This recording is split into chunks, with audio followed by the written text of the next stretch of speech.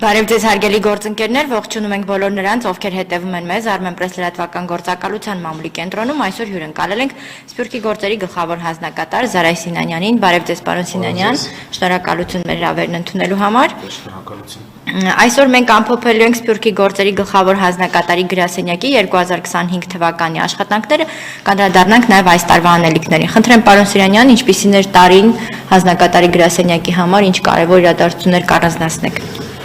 Անցյալ տարին իրականում ընթացիկ էր մեր համար, չնայած ունեինք իհարկե նախաձեռնություններ, որոնք հատուկ ուշադրության էին արժանացել, դա երևի սկսենք մեր երիտասարդական համաժողովից, որը տեղի ունեցավ օգոստոսի առաջին օրերին եւ իմի բերեց Սփյուռքից 600 մեր երիտասարդ հայրենակիցների եւ Հայաստանից մոտ 200 հոգու ծրագրի մասին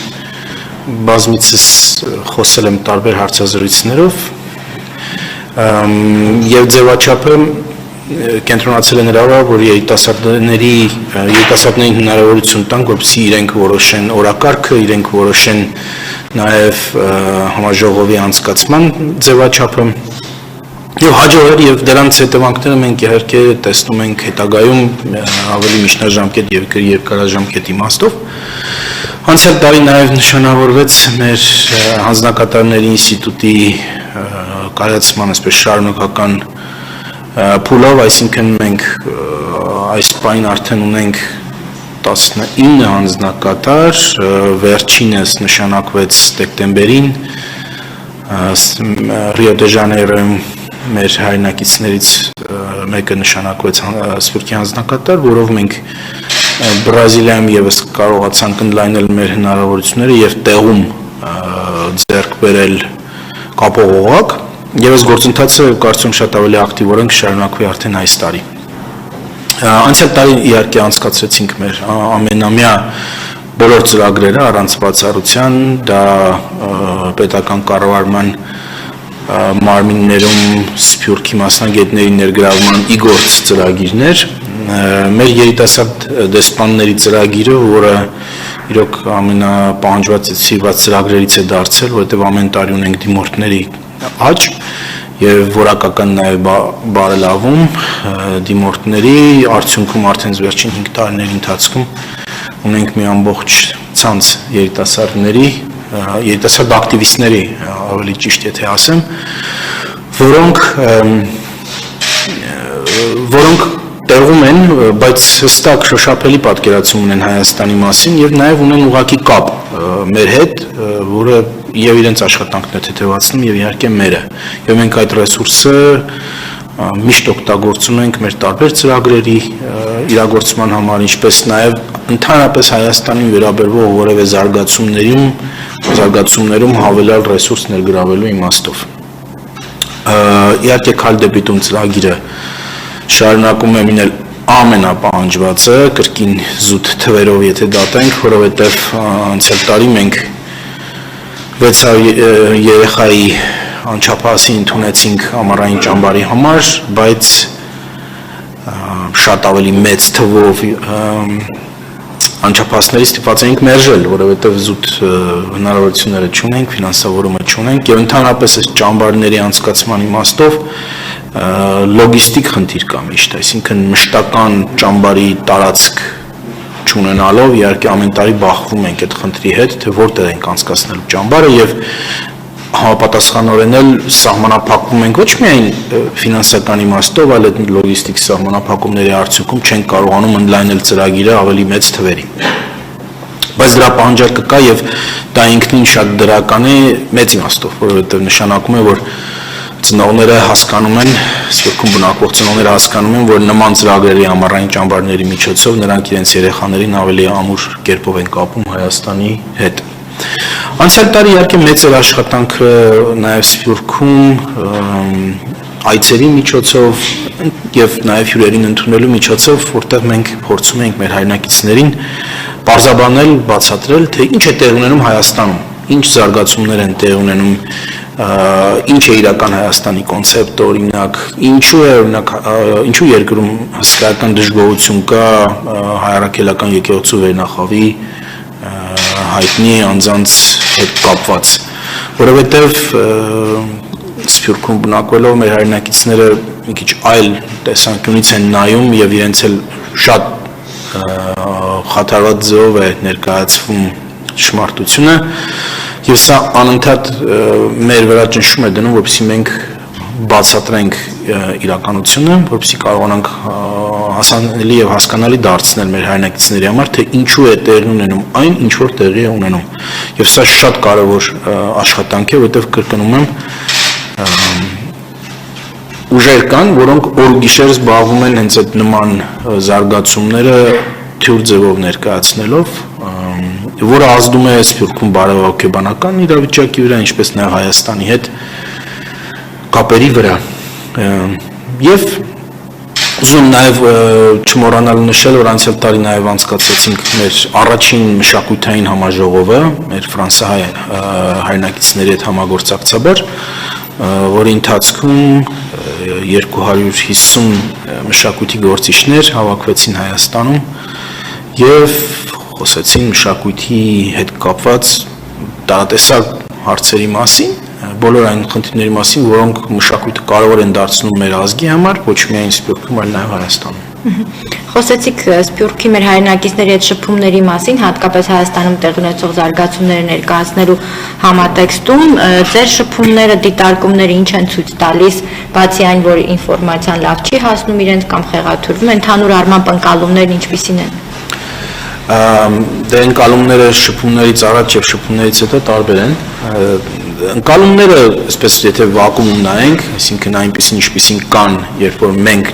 մենք ասելով, այսինքն պետության ձայնը լսելի չի լինում, շատ ավելի մակերեսային են եւ համապատասխանում են այն տեղեկություններին կամ այն մեկնաբանություններին, որոնք մեծ ծավալով արտանետվում են Սփյուռք, այսպես ասեմ, դե այլ կերպ չեմ կարողանում բնութագրել, այսինքն ասեք մարդիկ, քանի որ ապրում են Սփյուռքում եւ չունեն պետությունը որպես խարիսխ հայության, հաճախ օրինակ հայ առաքելական եկեղեցին են դիտարկում որպես պետականության խարիսխը, դա հասկանալի է, դա բնական է, եւ այդ զգացմունքային ֆոնը իրենց հաճախ չի թույլատրում, որպեսզի կարողանան ավելի ներքին վերլուծության ենթարկեն, ասեն, բայց լավ, սա ճիշտ է, թե սխալ է։ Եվ սա հաշվի առնելով բնական է մենք շատ համբերատար ձևով աշխատում ենք մեր հայրենակիցների հետ։ Գիտեք ինչն է հետաքրքիր, որ նույնիսկ մարդիկ, որոնք ասում են, որ սա հարձակում է, ասենք, եկեղեցու վրա, որ իհարկե շատ այսպես թերի եւ ինձ համար անհասկանալի վերլուծություն է իրավիճակի, նույնիսկ այդ մարդկանց երբ որ մի փոքր հարցուփորձ է անում, ասում ես, բայց լավ, այս ամենը, որի մասին բոլորը գիտեն, այս բոլոր տեղեկությունները դուք ձեր կարծիքը դրական է այդ վերնախավի մի քանի անձանց մասին եւ բնականաբար բոլորը ասում են ոչ, շատ բացասական է, մենք շատ այս ամենին դեմ ենք։ Բայց այդտեղ իրենք չեն կարողանում տարանջատել հայ առաքելական եկեղեցին, որը մենք ենք հավատավոր հայ մարդիկ, որոնք պատկանում են հայ առաքելական եկեղեցու, ես չեմ ուզում արհամարել մեր նաև կաթողիկ եւ ավետարանական քույրերին եւ եղբայրներին, դա մենք ենք։ Եվ չեն կարողանում մեր եկեղեցին տարանջատել ինչ որ անհատներից, որոնք անցողիկ են։ Կգնան, եթե իրենց խելոք չպային, այսինքն ժողովուրդը պետք է ոտքի կանգնի եւ այդ մարդկանց իրենց տեղը դնի։ Այդ բանը մենք Հայաստանում կարողանում ենք անել, որտեղ իմ կարծիքով մեր ընկալումները տարանջատման շատ ավելի հստակ են եւ մեր կարողությունը տարանջատել մեկը մյուսից շատ ավելի ուժեղ է, քան մեր Սփյուռքի հայրենակիցներինը, կրկնում եմ, դրա օբյեկտիվ պատճառը կա, պատճառը նա է, որ պետականության բացակայության պայմաններում նրանք միշտ նույնականացրել են հայությունը կամ հայապահպանությունը նաև եկեղեցու հետ եւ միշտ խառնել են հայ առաքելական եկեղեցին եւ վերնախավը։ Շատ լավ, խնդրեմ դուք հարց ունեք։ Ալի Աբախյանը, ABC-Media, Պարասիմյանյան ասացիք, որ փորձում եք այստեղ տեղի ունեցողը ներկայացնել Սփյուռքի մեր հայրենակիցներին, հատկապես եկեղեցու շուրջ կատարվողը եւ ասացիք, որ կան ուժեր, որոնք հեղաթյուրում են տեղեկությունները, որ ուժերի մասին է խոսքը, Առաջին հարցը սա է, ուզում եք այսպես հարցերի պատասխան։ Խնդրեմ, սիրով ես կարող եմ պատասխանել։ Այո, ուժերը բոլորիս հայտնի են, ասենք, տեսեք, մենք ունենք կոնկրետ ուժեր, որոնք Հայաստանում էլ առաջին խնդիր չկա, ես չեմ խուսափում այդ ամենից, հենց Հայաստանում էլ նույն դիրքորոշումն ունեն եւ ցավոք այդ ուժերից մի քանիսը Սփյուռքում շատ ավելի արտահայտված ներկայություն ունեն, քան Հայաստանում։ Օրինակ ասենք, ավանդական կուսակցություններից մեկը Հայ-Հեղափոխական Դաշնակցությունն է, որը սկզբունքայնորեն բռնել է հակապետական եւ հակահայաստանյան դիրքորոշում եւ ամեն ինչ անում է հինարությունների սահմանում, որոնք շատ սահմանափակ են բարեբախտաբար, որպիսի իրականությունը խեղաթյուրված ձևով ներկայացվի։ Կա օրինակ հենց նույն հայ առաքելական եկեղեցու վերնախավը, որը դեռ 2022 թվականից գոնե մեր շփումների թիվն եմ, սկիզբն եմ ասում, 2022 թվականից բռնել է շատ հակապետական այսպես դիրքորոշում եւ դա շատ միտումնավոր եւ դիտավորյալ ձևով տարհանում է, ասում ենք, շուտ էքսպորտ է անում դեպի Սփյուռք։ Իհարկե կրկնում եմ բարեբախտաբար մենք Սփյուռքում էլ ինչպես նաեւ Հայաստանում ունենք բազում սրբազաններ եւ հոգեվոր ծառայողներ, որոնք չեն տրվում դրան եւ կանգնած են ազգի եւ պետության կողքին։ Կան նաև այլ խմբավորումներ, կան նաև այլ ոչ հայաստանյան, ոչ հայ ազդեցության այսպես կենտրոններ, որոնց ազդեցությունը զգացվում է Սփյուռքում։ Դրա անունը չեմ տալու, բայց բոլորդ գիտեք որն է այդ երկիրը, որը ասենք ակտիվորեն Հայաստանի սահմաններից դուրս եւ Հայաստանի սահմանների ներսում փորձում է ազդել։ Չէ, պետք չի, դե հստակ է, էլի բոլորս գիտենք որ երկիրն է, չի բացահայտ։ Նա սովետական անեկդոտ չէ, լավ չեմ պատմի հենց։ Այդ սովետետ կապված երկիր է միան։ Պարսինյանյան, տեսանյութեր տարածվեցին, որ Շվեյցարիայի թեմի առաջնորդը եկեղեցում միայնակ պահարան է մատուցել եւ տեղեկություն կա, որ անտեղ նա երբ որ միացել է սրբազանների եւ Արշավետի արշավին, թեմի ներսում տեղյակ չէին, ինչն է նրանց բողոքի նշանն է եղել։ Դուք ինչ տեղեկություններ ունեք դրա մասին։ Գիտեմ, այս նման բաների մասին գիտեմ, սրտից շատ մոտ չեմ ընդունում, այդ ամեն ինչը կփոխվի շատ մոտ ապագայում, բոլոր մեր հայրենակիցները, որոնք այս պահին տենց հուզումնային կամ ինչ-որ զգացմունքային մոտեցում ունեն այս ամենին, անկասկած կգտնեն վերջապես բարոյական ճշմարտության եւ պետական ամետության այսպես ուղենիշը եւ տեղ կգա ամեն ինչ։ Գիտեք, հակառակն ձեզ կարող եմ ասել, իմ ասենք օրինակ սրբազաններից վերջերս սրբազաններից մեկ է կապի մեջ, չեմ տա, այո Սփյուռքի, որը պարզապես ուզում էր կոմունիկացնել, որ ինքն էլ է սրբազանների հետ, ինքն էլ է այս շարժման հետ, այսինքն մեր եկեղեցին առողջացնելու, բուժվելու օտար տարրերը եկեղեցուց հեռացնելու այս շարժման հետ եւ ինքը շատ սիրված սրբազան էր հոտում, բայց ասում է որ եկեղեցական խորհուրդը չգիտեմ ինչ ռեակցիա կտա, որովհետեւ ուղղակիորեն վերահսկվում է կտրիչ Ներսիսյանի կողմից եւ հետեւաբար ասում եմ մի փոքր դանդաղ եւ զգուշ եմ շարժվում ու նման սրբազաններ շատ կան։ Ուզում ասել այդ որ Շվեյցարիայում չեն գնացել պատարակի եւ այլն կգնան, ոչինչ։ Դե ոչինչ, ուրեմն տենց առանց հավատալու կմնաք մինչև որ կնշնչի։ Շատ լավ, Իրանում եւ Սիրիայում իրավիճակը հաճախ է վարվում, ինչպես թե այնտեղ նաեւ համացանցի խնդիր կա, ինչպես կապ հաստատում մեր հայրենակիցների հետ, իրենց այստեղ գալու եւ այլնի մասով ինչ տեղեկություններ ունենք։ Ներողություն եմ խնդրում, քանի որ Ազատություն ռադիոկայանից էլ նմանատիպ հարց կա, այդ հարցը եւս հնչեցնեմ։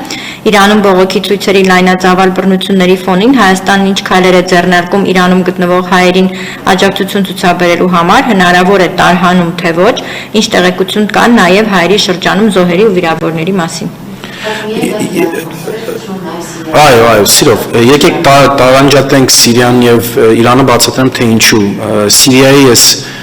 վիճակը մի տեսակ քրոնիկ է, այսինքն մարդիկ արդեն սովորել են։ Ես ցավում եմ դա ասում, որովհետև իհարկե մեր դիրքորոշումը նա է, որ Հայաստանում շատ ավելի լավ է, եթե հնարավորություն ունեք, ու այդ հնարավորությունը եղել է, այսինքն խաղաղ պայմաններ լինում են բարբերաբար, եկեք Հայաստան, եկեք հայրենիքում բնակվեք, որովհետև ապագան շատ մշուշոտ է Սիրիայում։ Եվ նույնիսկ հիմա էլ այս բախումները, որ Հալեպում կան, բավական լուրջ բախումներ են կառավարական ուժերի եւ քրդական միավորումների միջև,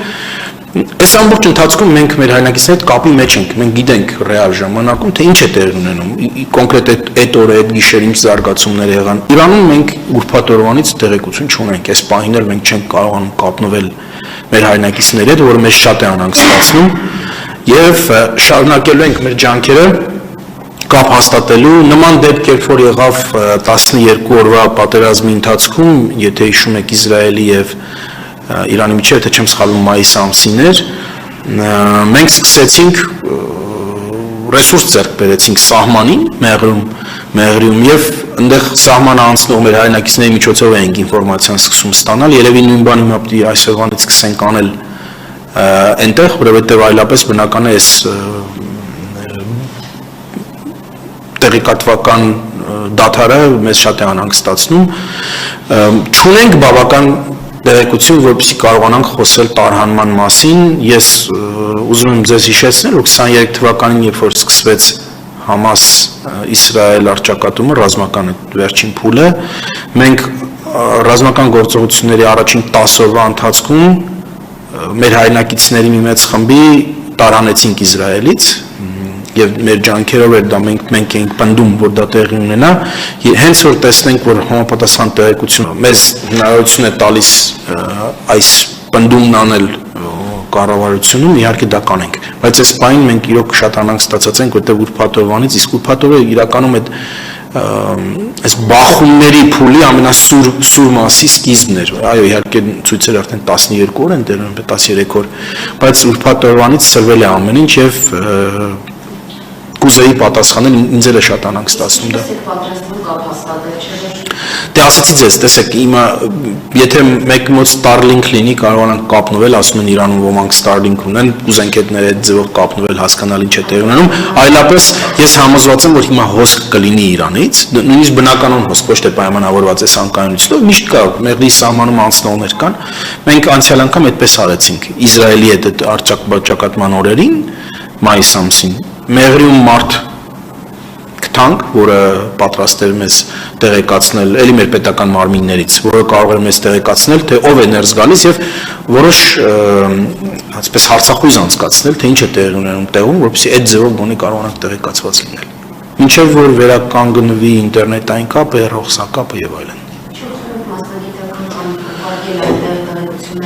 Գիտեք, այս պայմաններում իրատեսական չի մասնագիտական խումբ ուղարկել կամ որևէ այլ խումբ ուղարկել, որովհետև եթե մեզ համար պատկերն անհասկանալի է, չենք իմանա ուր ենք ուղարկում, այսինքն ինչ պայմաններ ենք ուղարկում, ինչ խումբ է պետք ուղարկել։ Ես դրան համոզված եմ, որ արդարացիորեն նաև մյուս մեր գերատեսչությունները դեմ կլինեն, անվտանգայինները։ Մի հատ հասկանանք, գոնե մոտավոր այսպես պատկերացում ունենանք, թե ինչ է տեղի ունենում մանավանդ հայաշատ քաղաքներում, հիմնականում երկուսն են, եւ ըստ այդմ կողմնորոշվենք մեր հաջորդ անելիքները։ Իսկ ներողություն, իսկ սահմանային անցակետում հիմա ինչ իրավիճակ է, շարժ կա որոշակի։ Շարժ միշտ կա, ուզում ասել, որ Իրանից հոսք դեպի հայեր։ Այդ շարժը միշտ կա, բայց թե ինչ ծավալների են, ես ճիշտ ասած չգիտեմ, այս պայն մեզ եթե մինչև երեկո այդ նույն հարցը տակ պատասխանենք ավելի կոնկրետորեն, ոչ միայն հայերի իմաստով, ես հասկանում ձեր հարցը շատ ավելի լայն է, թե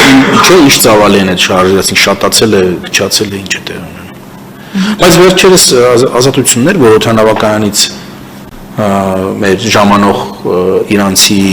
զբոսաշրջիկներին հարցնում էին, թե ինչ է տեղի ունենում, բայց դա կարծեմ ուրբաթ օրվանից առաջ էր, եթե չեմ սխալվում։ Շատ լավ, այս մասով հավելելու բան ունեք։ Չէ, հարցս այլ Սփյուռքահայ մի շարք գործիչներ նշում են, որ դուք չեք աշխատում հայ դատի ներկայացուցիչների հետ, ուզում եմ նաև սրա մասին ձեր բարձրաբանում տեսնել մասին։ Եվ ինչու Տեսեք, այդ պատասխանելու եմ հարցին, ասեմ, բայց այդ որ ասում եք շատ մարդիկ նշում են, կուզեի իմանալ ով է նշում, բայց գիտեմ, որ նշողներ հաստատ կլինեն, չեմ կասկածում, ինչ որ մարդիկ, շատ լավ։ Մեղմ ասած դա իրականությանը չի համապատասխանում։ Տեսեք, կարող եմ կոնկրետ օրինակներով ձեզ թվարկել։ Ես անցյալ տարի 14 կամ 15 գործուղում եմ ունեցել, նույնը նախորդ տարի, նույնը դրանից առաջ եւ գործուղումների ժամանակ ընդհանրապես մենք միշտ ձեռք ենք մեկնում նաեւ հայ-աղբական դաշնակցության եւ հայդատի կառույցներին։ Ես օրինակ այցելություններ ունեմ, որ Միացյալ Նահանգների, եթե չեմ սխալվում, 2023-ի վերջի այցելությունը, որ կամ 24-ի սկիզբն է, փետրվար ամիսն էր 24 թվականի, ես երևի 8 քաղաք այցելեցի Միացյալ Նահանգները, այդ 8-ից 6 քաղաքներում հայդատի տեղական կոմիտեի կամ դաշնակցության կենտրոնական կոմիտեի եւ տեղական կոմիտեի անդամների հետ ամենտեղ հանդիպում եմ ունեցել։ Ուրիշ բան է, որ հաճախ մեր դիմումներին չեն արձագանքում։ Նույն բանը կարող եմ ասել Ավստրալիայում էր, մենք ձեռք մեկնեցինք Ավստրալիայում, հանդիպեցի ամբողջ եւ հայդատին եւ դաշնակցությանը եւ քույր կազմակերպություններին։ Այդ հանդիպումները նենց չի, որ միշտ շատ սիրալիր ձևով են անցնում, բայց հանդիպումներ են։ Ի վերջո, որտեվ ես իրենց հրավիրում եմ, ասում եմ, խնդրեմ, դուք ասեք ինչ որ ունեք ասելու, բայց պիտի պատրաստ լինեք նաեւ լսել ինչ որ ես ունեմ ասելու, որտեվ ես էլ իրենց շատ բան ունեմ ասելու։ Բայց հաճախ ունակ մեր մեկնած ձեռքին համապատասխան արձագանք չի լինում։ Հետևաբար մեր իրենց հետ չհամագործակցելը ավելի շատ պայմանավորված է իրենց չկամությամբ, քան մեր ինչ որ խուսափողականությամբ։ Պատճառներից հայտնի են, դուք գիտեք, որ հայ-աղբական դաշնակցությունը Հայաստանի Հանրապետությունում եւ ընդհանրապես բյուրոյի մակարդակով շատ կոնկրետ դիրքորոշում ունի քաղաքական, նրանք իրականում հեղափոխությունից հետո, Թավշյա հեղափոխությունից հետո չեն ընդունում Հայաստանի ժողովրդի որոշումը իշխանափոխության, որը ի սկզբանե այդ իշխանությունը անօրինական էր, դրա համար իշխանափոխությունը տեղի ունեցավ, չեն ընդունում եւ չեն ընդունում նաեւ իրենց դերը այն կործանարար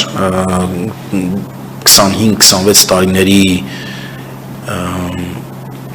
միջավայրի քաղաքական զարգացումների տնտեսական անկման, լճացման, կրթական համակարգի ջախջախման,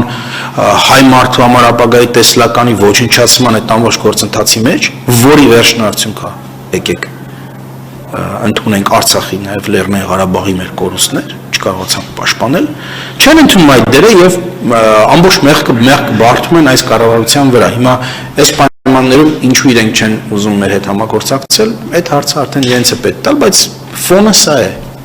Պարոն Սիրանյան, եթե կարելի խնդրեմ նաև անդրադառնանք ընդհանուր 2025-ի հայրենադարձության միտումներին, վստահաբար թեժ կետեր են եղել, որոշակի հոսք եղել է, դրանից բացի նաև շարունակվում է նաև բնականոն հայրենադարձության հոսքը, որին ինտեգրման կենտրոնը եւս աշխատում է այդ ուղղությամբ, խնդրեմ մանրամասնեք։ Սիրով, ուրեմն անցյալ տարի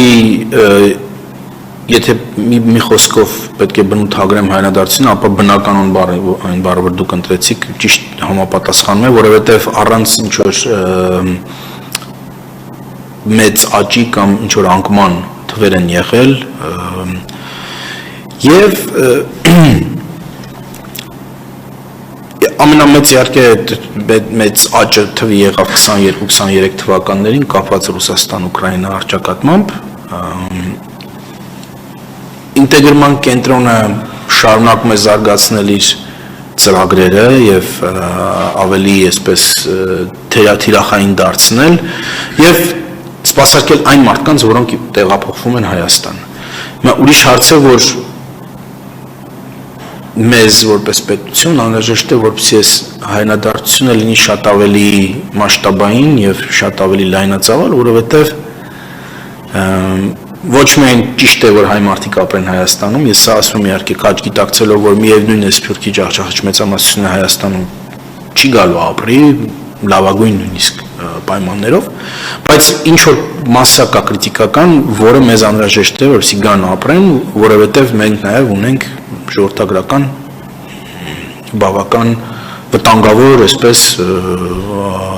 եւ մշուշոտ ապագա, եթե չկարողանանք կտրուկ աճեցնել երկրի բնակչությունը։ Բայց սա այլ երկրների փորձը ցույց է տվել, որ կապված է մի քանի գործոնների հետ, որոնցից մեկը նաև ֆինանսական միջոցների հատկացումն է։ Եվ չեմ կասկածում, որ մի պահ գալու ենք նաև դրան, որ մեր այդ անվտանգային ամենա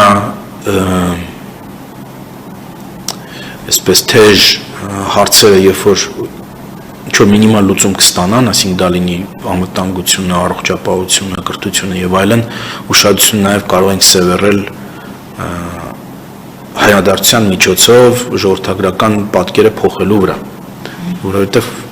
այսպես եթե նայում ենք մեր ծնելիությանը եւ այլն պատկերը պետք է բոլորիս հանանք ստացնի։ Իսկ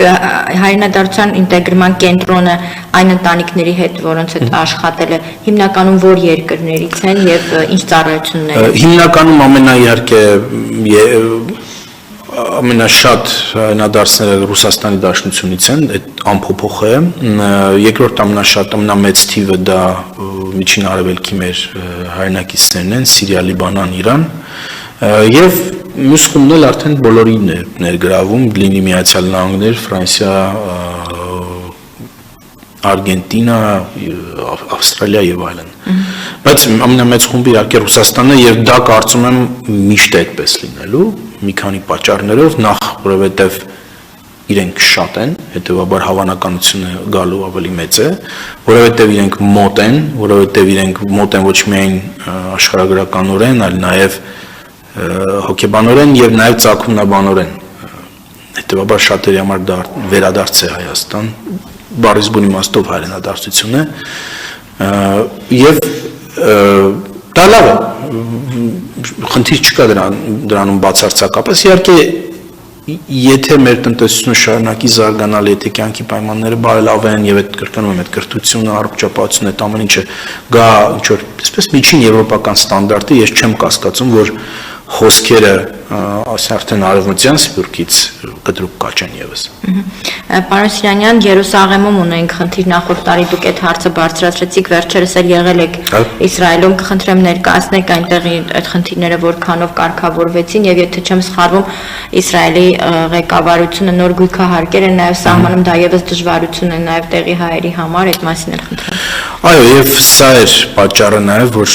այցելեցի Իսրայել դեկտեմբեր ամսին, ընդ որում նշեմ, որ 2010 թվականն վերջին տարին էր, որ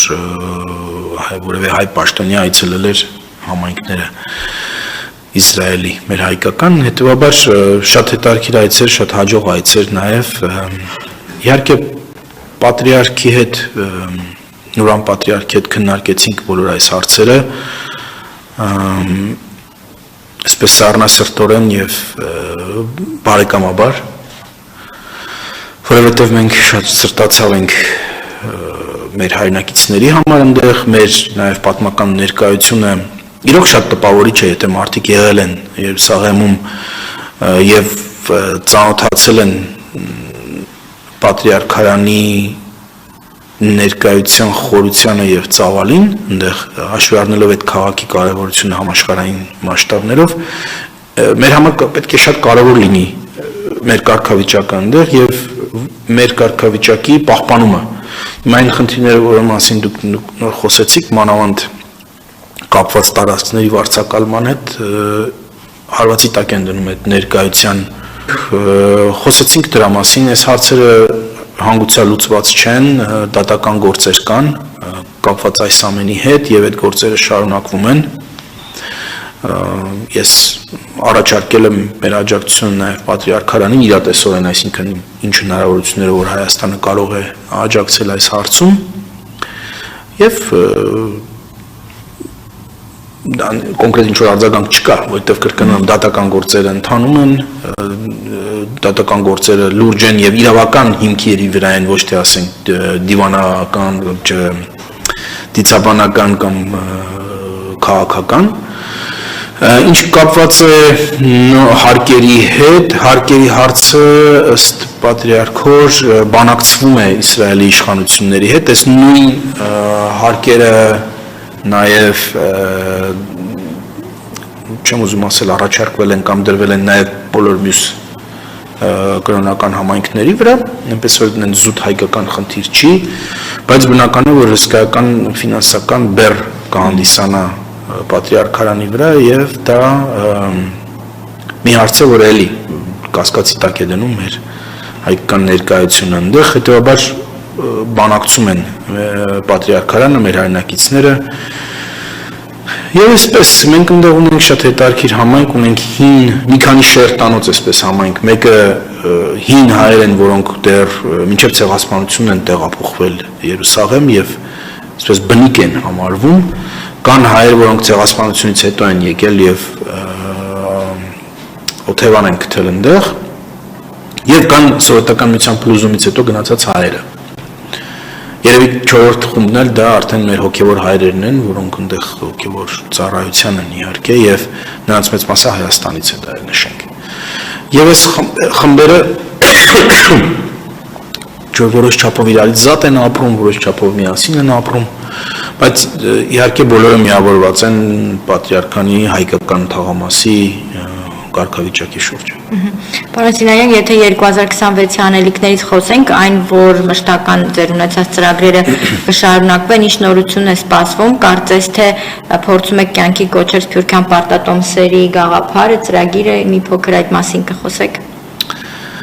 Պարտատոմսերի գաղափարը, այսպես համառորեն մենք կարճած ենք մնում այդ գաղափարին, չնայած բոլոր դժվարություններին եւ որովհետեւ հավատում ենք այդ ծրագրին, որովհետեւ տեսել ենք թե պրակտիկայում ինչպես է գործում եւ ինչ կարևոր դեր կարող է ունենալ ընդհանրապես Հայաստան-Սփյուռք կապերի մեջ։ Դրա տեխնիկական կողմերը չբացատրեմ, որովհետեւ այս ֆորմատը ճիշտ չի եւ այնպեսի բան չէ, 2-3 բառով չեմ կարող բացատրել, բայց դրա օրինակը թե մեր հայրենակիցներից որևէ մեկ ուզում է հասկանալ ինչի մասն է խոսքը, կարող են գնալ եւ Google search անեն Israel bonds եւ կհասկանան ինչի մասին է խոսքը։ 26 թվականը այդ մեր ծրագրերը թե մի կողմ դնենք այն բյուջետավորված ծրագրերը, որոնք կրկին որևէ մեկ կարող է նայել բյուջեին եւ հասկանալ ինչ ենք անելու մյուս տարի, բայց բովանդակային իմաստով այդ ծրագրերն էլ միտված են այդ նույն նպատակին ծառայելու, կրկին այդ Սփյուռքի հետ իրար ճանաչելու, իրար հետ բացատրվելու, իրար հետ ընդհանուր լեզու գտնելու, մեր պետության կարիքները իրատեսական խնդիրները հասկանալի դարձնելու տարի պետք է լինի, որովհետև դա է այն հիմնարար բազան, առանց որի այլ որևէ բան չի ստացվելու։ Տեսեք, մենք կարող ենք վերադառնալ մինչև 2018 կամ մինչև 2020 թվականի ստատուս կվոին, երբ որ բոլորս իրար երեսին թոզ ենք փչում, ես կոպիտ ասած, ձևացնում ենք, որ ամեն ինչ լավ է, բայց վերջում շատ ամեն ինչ վատ է լինելու, ինչպես եղավ։ Ավելի լավ է դաժան ճշմարտություն իրար ասենք, հասկանանք ինչ է տեղ ունենում, ով ինչ խնդիրներ ունի, ինչ խնդիրներ ունի, ինչ խնդրեմ ունի մեկը մյուսի հետ, եւ այդ բացատրվելուց հետո, իրար հասկանալուց հետո մենք կարող ենք առաջ շարժվել, թե չի առանց դրա չի ստացվելու։ Շնորհակալ եմ շատ հանգամանալից ներկայացնելու համար, հավելելու բան ունեք։ Չէ, շնորհակալություն, ձեր գործերին հաջողություն ավարտենք։